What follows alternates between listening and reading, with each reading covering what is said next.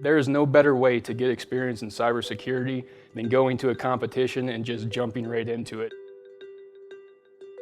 This event is a really important demonstration of a growing need in the world, and in particular in energy technologies, because it brings students together and gives them a hands-on, realistic experiment to run, where they get to develop solutions and address cyber vulnerability challenges in real time and see the fruits of their labor and how they affect real-world devices.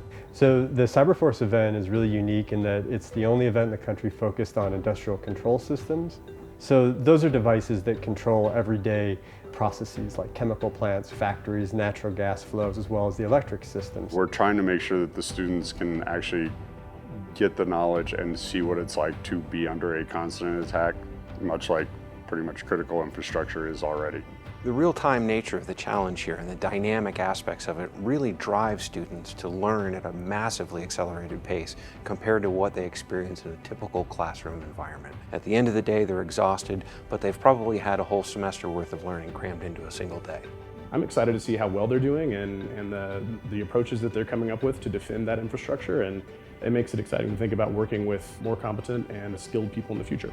It's a good thing. This competition has been probably one of the best organized and most valuable experiences because it gave us time to learn on the front end, so it's not show up at the competition and quick rush to find a couple vulnerabilities.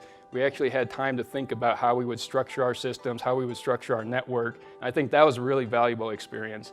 And then showing up at the competition, everything was really well run, especially here at Enron. We thank everyone that had a hand in setting everything up. We're so very excited for next year's competition.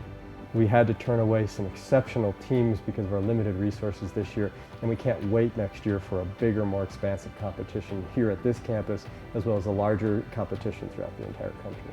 I would definitely recommend this competition to other students. You should go for it.